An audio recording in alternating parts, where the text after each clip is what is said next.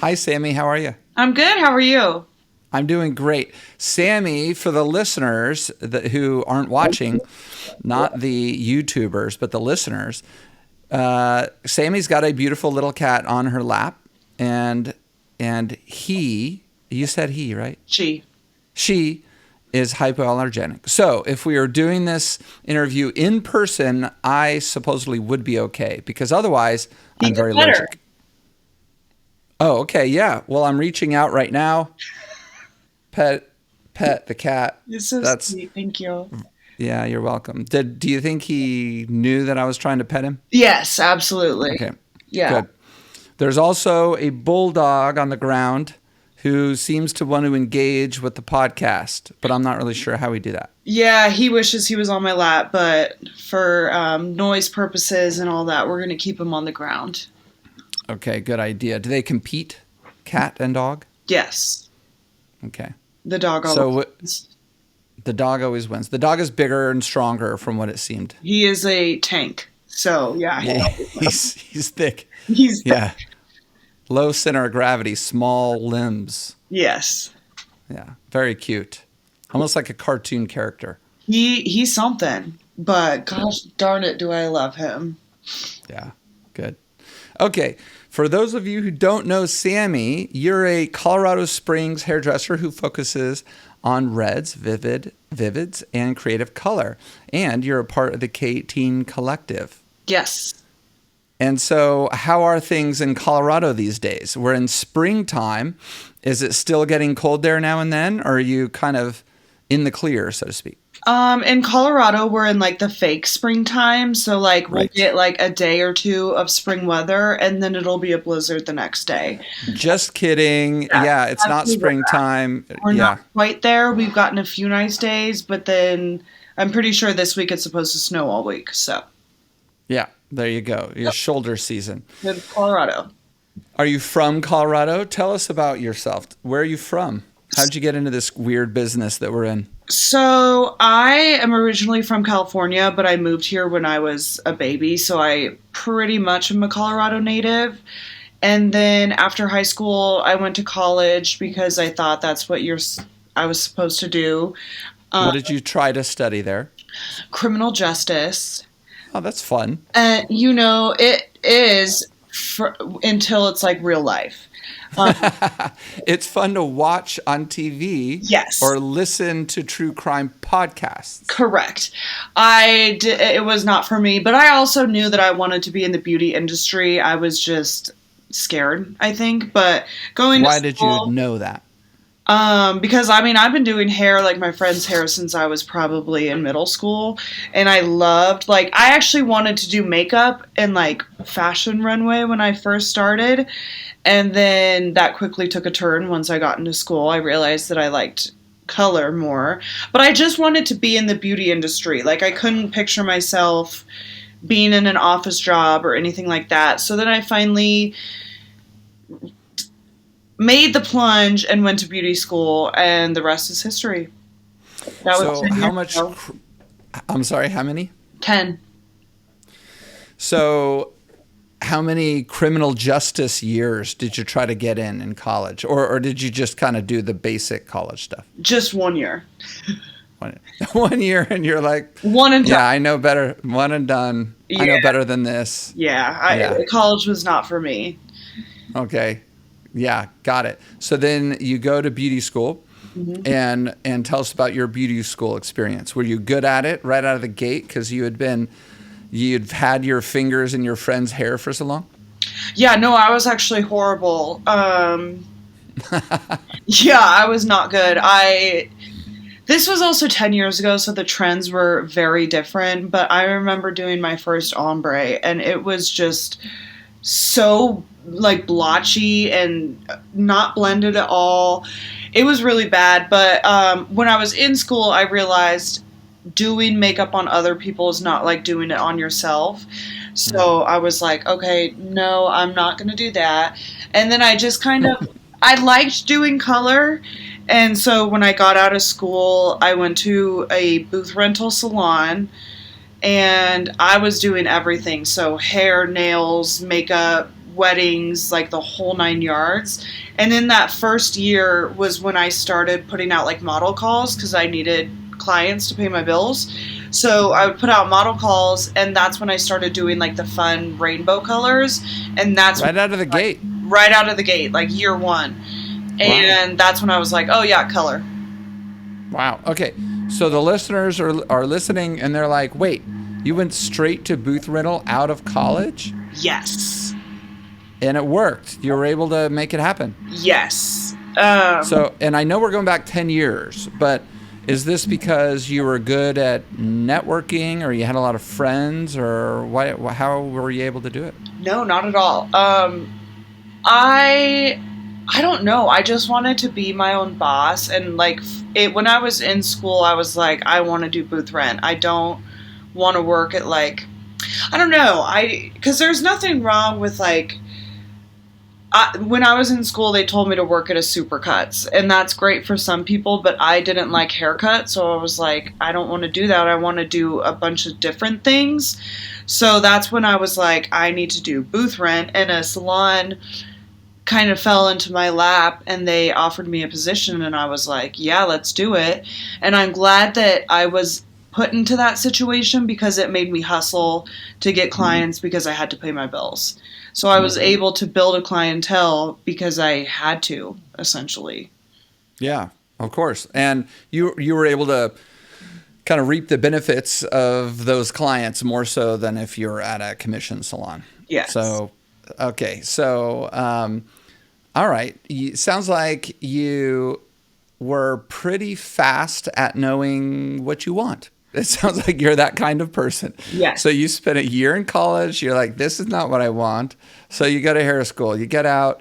You knew you wanted an independent kind of situation. So that's where you went. You knew that you wanted to do color. So that's what you started to do. Yep. And then you went pretty much straight for Vivids, which is like color extreme. And is that kind of where I'm not going to fast forward all the way to where we are now, but because I don't want to miss any part of the story, but you're still into color. Mm-hmm. And what was your process of learning things like Vivids? What did that look like? So it was kind of funny how it all happened. So like I said, when I was in the beginning, I didn't have any clients. Like the only people I knew were in college, so they weren't able to really pay to get their hair done. So I would put out these model calls, and I had this one girl reach out to me, and she was like, I want to do rainbow hair. Like, is that something you're comfortable with? And I was like, yeah, even though I've never done one before in my life. I was like, yeah, let's do it. Like, I need clients, like, come on in. Or models. I need pictures. Yes. So I was like, yeah, I'll give it a try. Like, come on in. And I did the rainbow, and it turned out amazing. The grace of God was with me, and it turned out amazing. Wow. And then... And hold on, I want a few details about that first Vivid appointment client that you had. Was this? Tell us what she was when she walked in, and what you made her. So she was probably a level like 6, 7, okay, all over. And she brought me a picture of like full rainbow, like every color and just like a stripey kind of pattern. And you were like, yeah, sure. Yeah, I'll do it. Absolutely. And it's my now best friend, but she was in like a station a little further away from me, and she told me later, but she was like, I thought you were going to mess it up because you're putting yellow next to purple and all these contrasting colors right next to each other and over each other.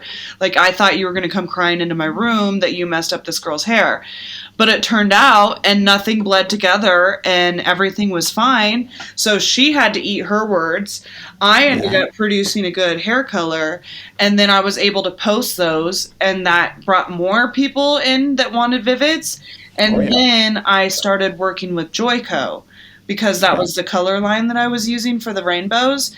And I was very lucky, and they picked me up a few months out of being out of beauty school, which was absolutely incredible because then I became an educator for them.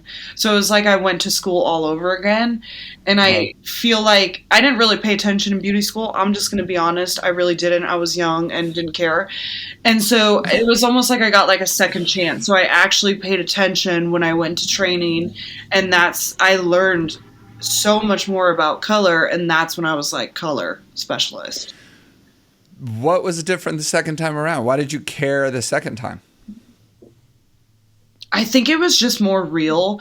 Like, okay, like 20-year-old Sami when she was in beauty school, like if things got hard, like I would just quit. And I just like always had like kind of like a backup plan. But then I realized like, no, I want this to be like my life. So I actually like put my foot down and started taking things more seriously. Nice. Maybe a little bit of maturity, a Oh, little bit of reality. yeah. Yeah. Yeah. But I mean, not that much maturity. I mean, this is only like 2 years later or whatever. Well, I Maybe. also didn't know how big the hair industry is. Like, I didn't know that there were hair shows and color educators and all that kind of stuff. Like, I thought, you just went to the salon and you went home. So I didn't know that there was a whole other world to the hair industry. So I think that also, like, sparked something into me as, like, this industry is so much more than just doing hair.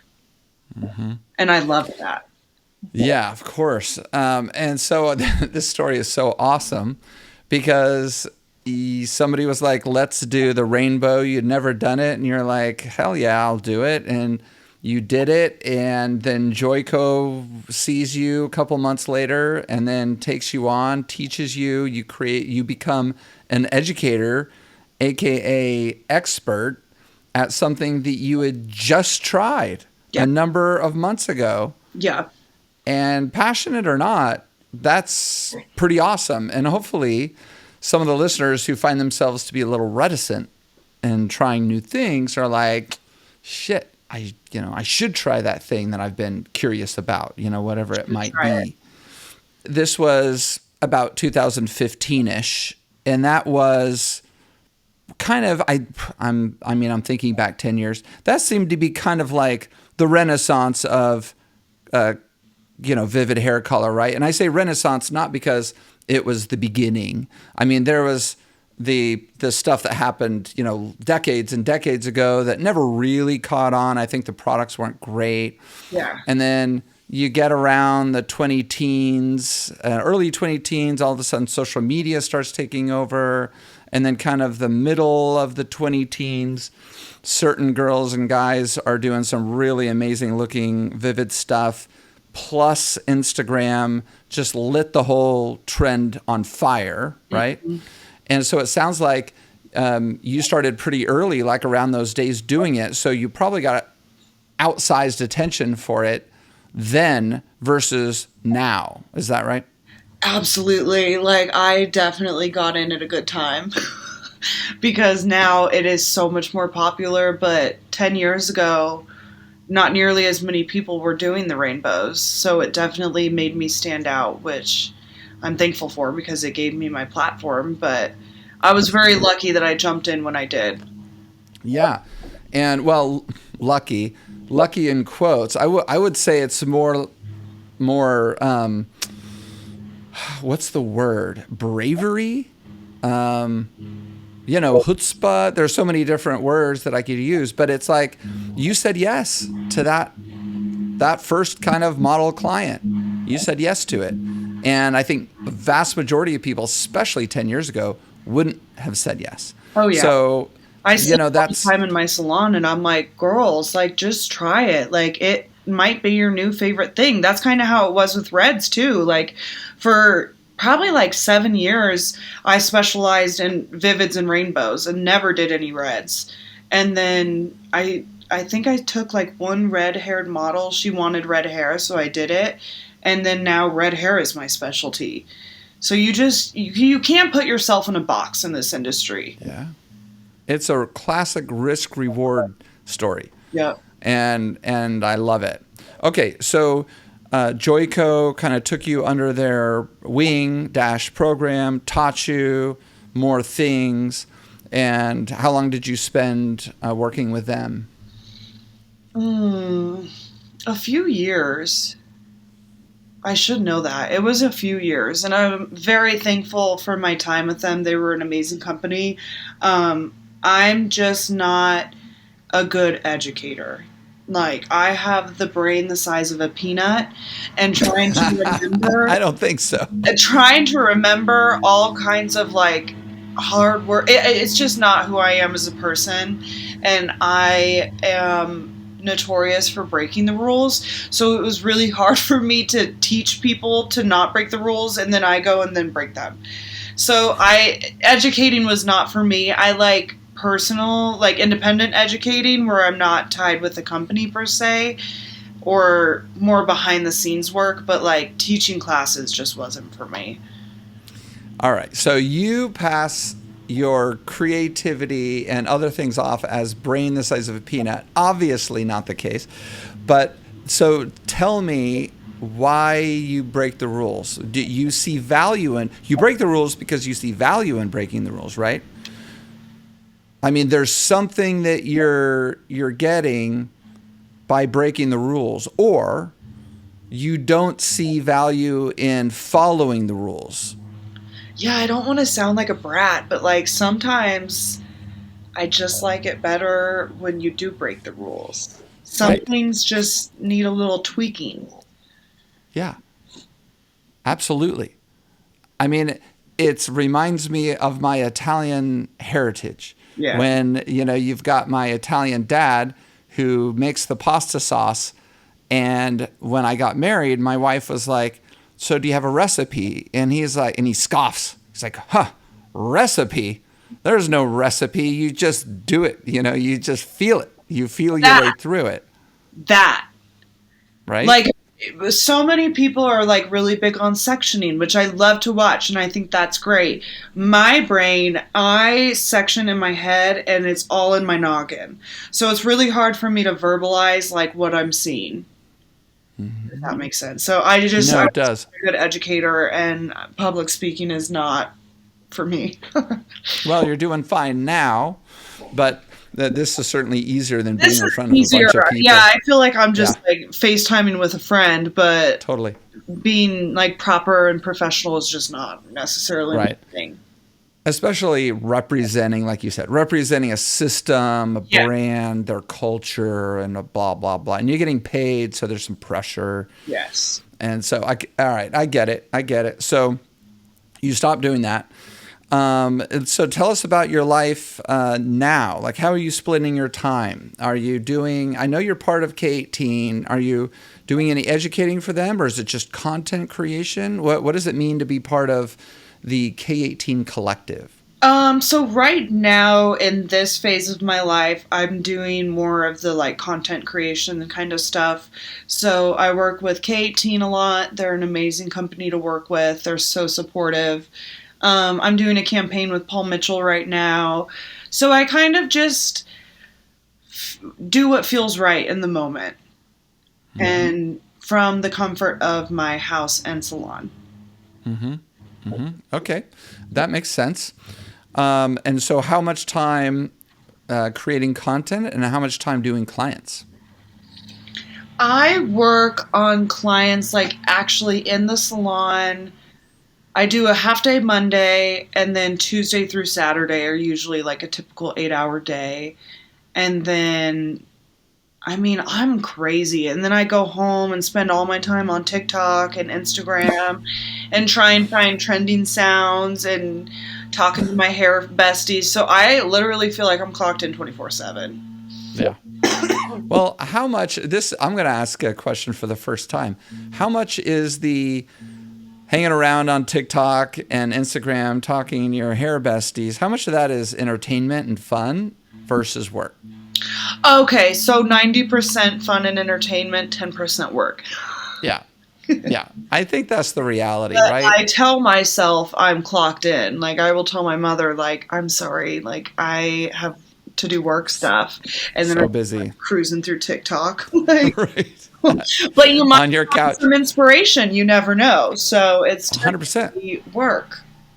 I mean, I don't mean to split them as if one can't be the other. I think they can absolutely be both. I'll You be know, you can totally honest, it's like 90% fun and 10% work.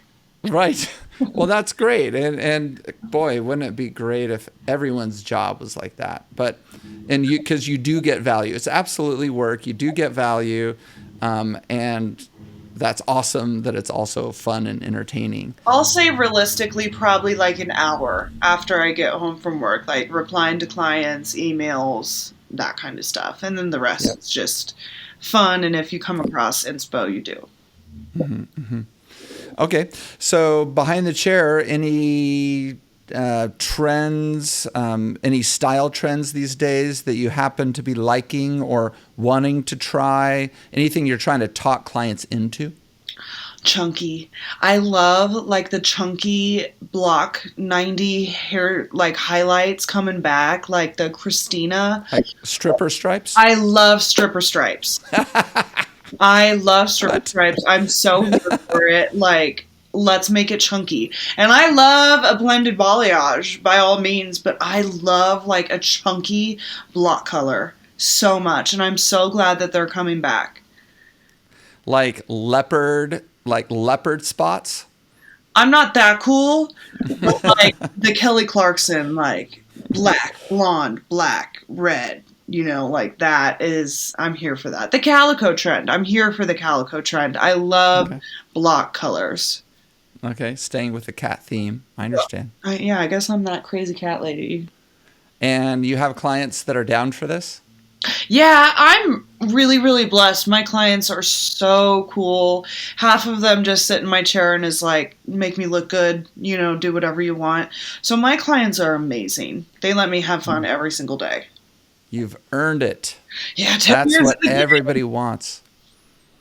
Yeah, it took a long time to get there, and I have had my share of some crazy clients. But once you get like your group of regulars, like, I genuinely don't mind going to work every day.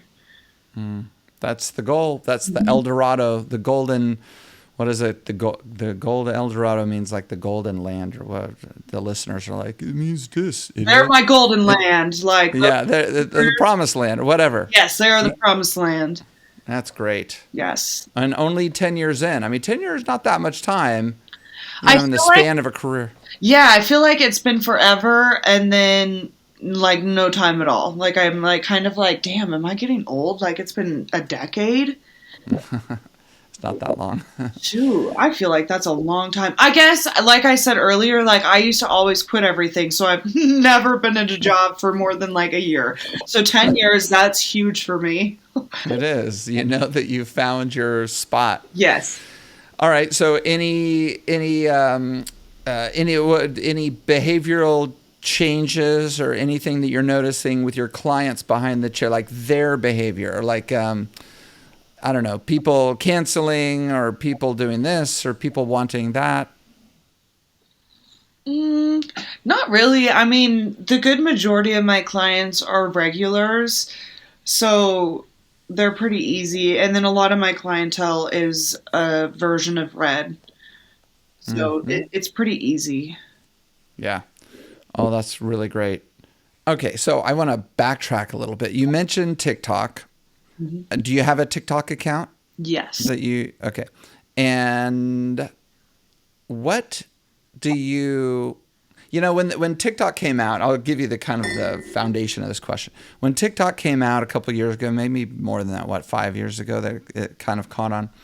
I was like, oh God, okay, here's another thing that everybody has to do.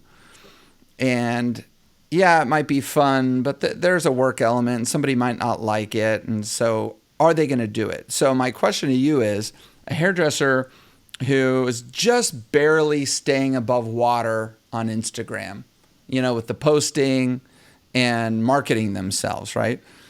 What do you suggest to them with TikTok? Do you recommend that they maybe split the little bit of time that they're spending on Instagram and spend it on TikTok? Or do you recommend just no TikTok? What do you think? Most importantly, to just have fun with it, because For a while, like I was so worried about likes and views and comments and followers, and really that doesn't mean anything. If you post a picture and you get 2 likes, who cares? Because if those 2 people that liked it, those might be your new clients. And so you might think that you're not putting out good work, but to someone else you are. So just have fun with it. Don't look at views, don't look at likes, don't care about followers or anything like that. If you are proud of a picture, post it. I feel like you need to put yourself out there too. So like, don't be afraid to put your face out there and talk with your clients, because I feel like when I started putting my face out there, they were like, because I have a little bit of resting bitch face, so it kind of shows off your personality. No, you don't. A little bit. So I'm looking at you and I don't see it. Well, who told you that? Everyone. So I'm on my best behavior with a smile, but I think that putting your personality out there can help get a certain type of clientele as well. But just don't be afraid of it.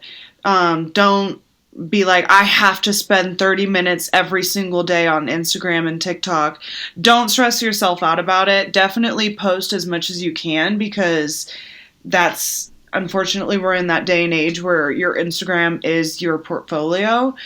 I personally would use Instagram more as like a portfolio, and then TikTok is for more like personal side. So like I still share hair and stuff there, but it's more of like a diary. Rather than my Instagram, I'm more professional. I try to be more professional on Instagram. Okay. All right. I think that's good advice. We'll see what the listeners decide to do.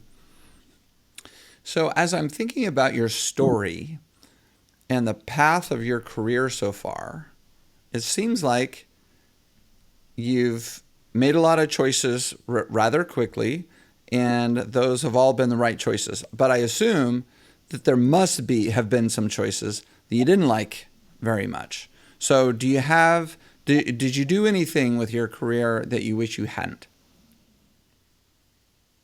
That, maybe you corrected it, but like you tried something and it didn't quite work. I mean, I guess educating. I tried educating, didn't like that. But True.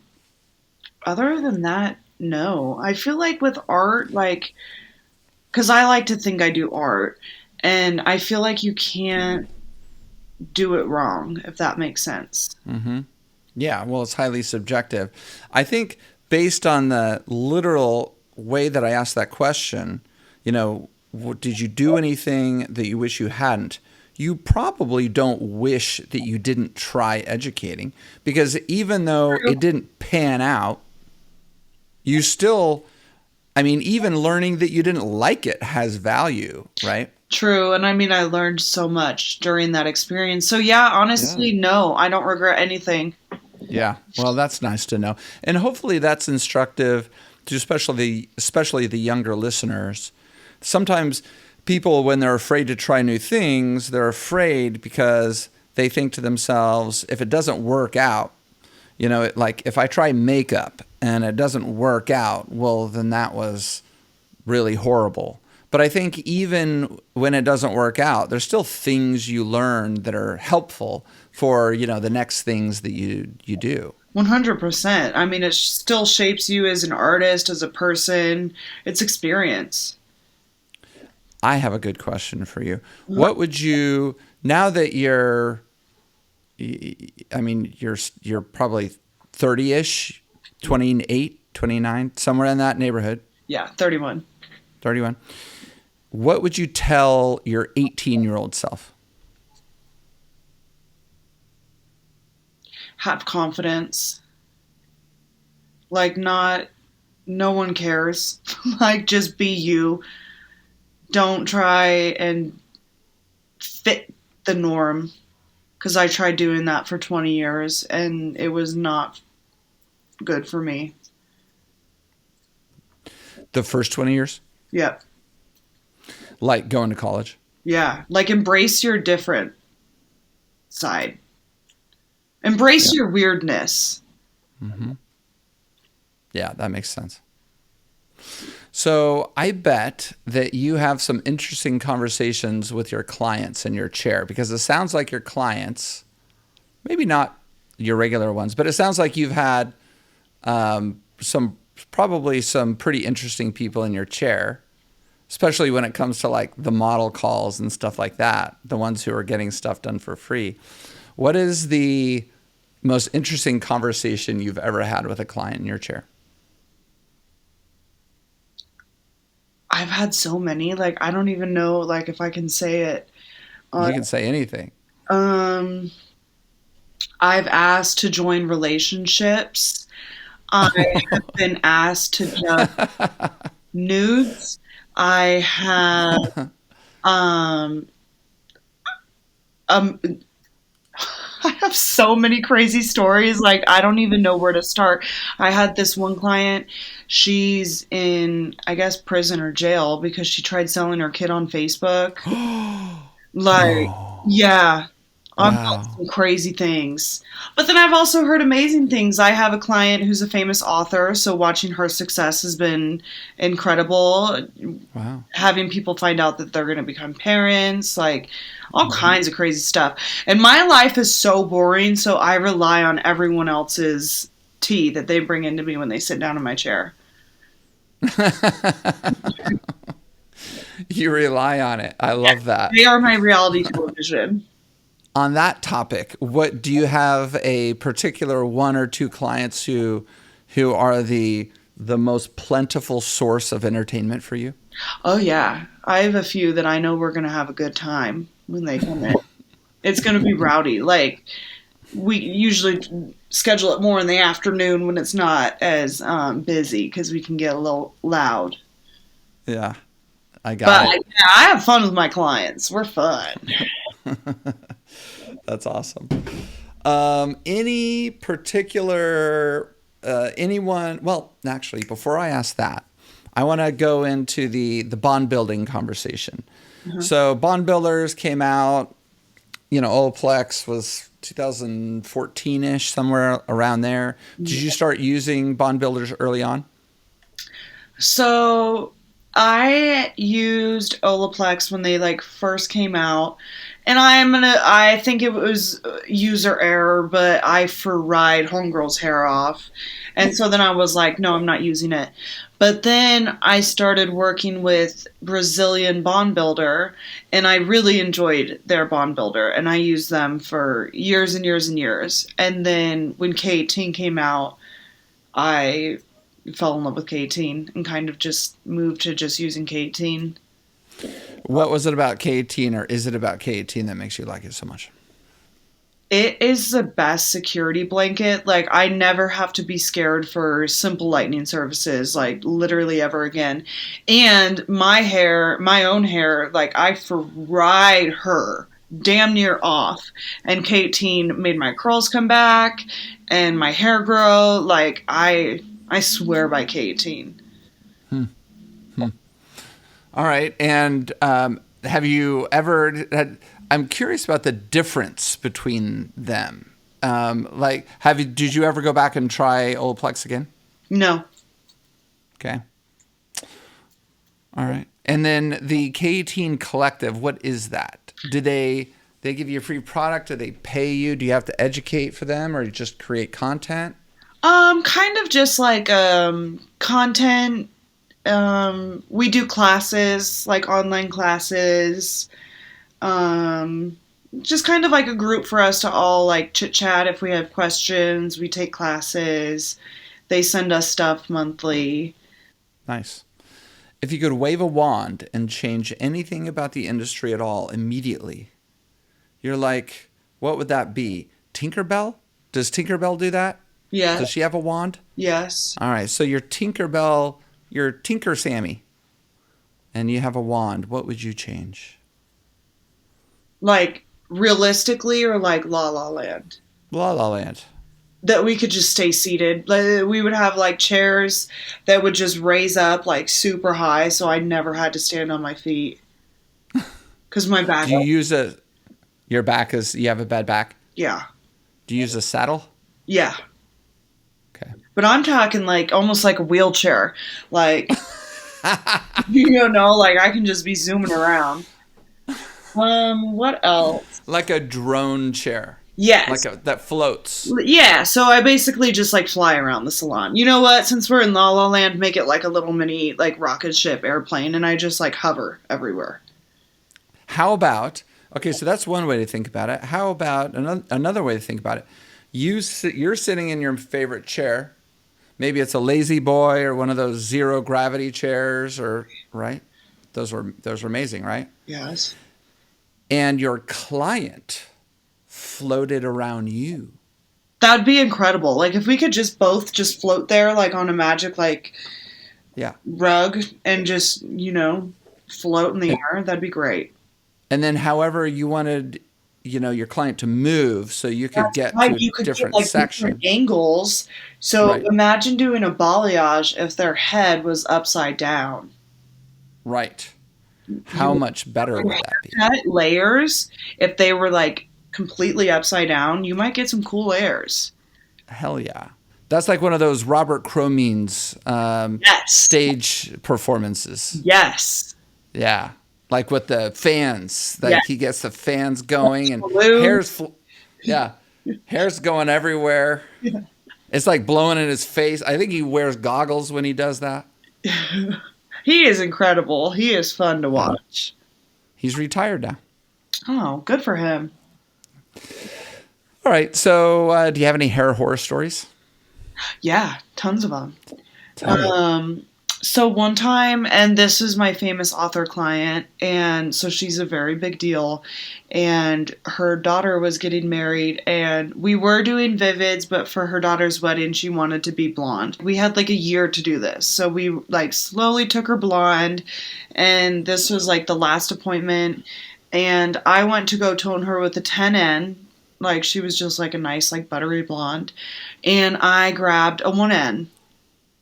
Oops. And so I turned her hair like navy blue because it immediately like right when I put it on, it like kind of started turning weird.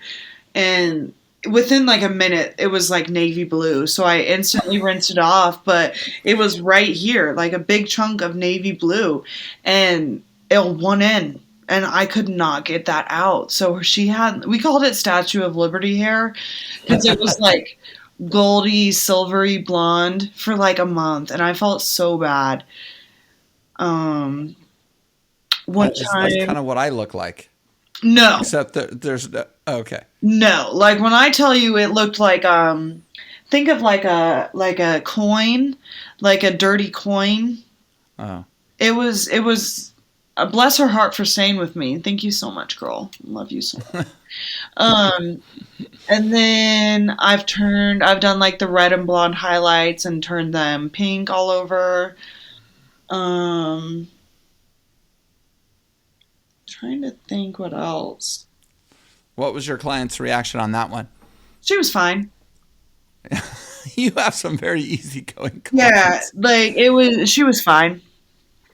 We finished. Colorado Springs. Do you think it's Colorado Springs or? Yeah, maybe. We're just all very chill. We were like, okay.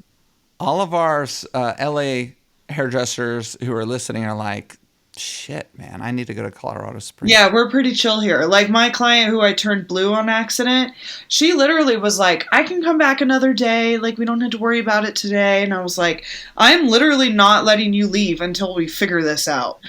So they are like way too nice and understanding. That's awesome. Any last words for the community? Embrace your weirdness. Like, I feel like that was when I, like, finally became happy, when I stopped caring about what people thought about me, and I feel like that's when I got the good group of clientele that I have now. Mm-hmm. And put yourself out there. Like, don't be afraid to put your face online. Like, yeah, people are mean, whatever, and that's their problem, not yours. Don't be afraid to put yourself out there. You might meet some really amazing people. 100%. I love it. Thank you, Sami. This is great. Yeah, thank you for having me. Anything to get me to chit-chat for a little bit. I love to talk. I'm a little disappointed that your bulldog didn't participate. I was trying to behave. And well, I'm disappointed. And I was hoping that your cat would go back into the camera like Your mom she had- did earlier in the conversation, and then she went away. She was clearly bored. I can see her right now. They're both sleeping. They're being really good, actually, because I like fed them and everything, so they wouldn't make a peep. Because I have a bulldog, like that would not make the best audio if he was sitting right here. He's very loud. No. You'd have Right. to blur out like farts and stuff, and then they're gonna think it's me doing it. But I just like can't breathe, and I'm just ripping ass on the podcast. Like, no, they're outside. Well, that would have been an additional layer of entertainment for the listeners. Ah. Nobody's ever farted on the podcast. I think it's been 7 that years. is a funny story too. I have had a client fart in my chair before, like, and of course I did not laugh. We laughed together. I did not laugh at her. She was totally fine. Everyone farts. It's funny. But she was like laying down in the salon chair and she like went up really fast to get up and farted. And I swear it echoed throughout the whole salon. Oh, God. It was the funniest moment of my probably whole career. I'm so immature and I think farts are hysterical. So, yeah, it was funny. But no, I won't fart on a podcast or let my dog. I find farts funny to this day. Like my son and I, we like to fart on each other. They are so funny. Yeah, I would don't. never grow out of that, I don't think. They're funny. Unless they smell, then they're not really funny. But like, No, can't smell. yeah, It's it's just not like funny. a loud little like toot toot. Yeah, I'm a little. Right. Just a little extra air in there. Yeah. It just needs to go away. All right, Sammy, thank you so much. It was great talking to you. Thank you.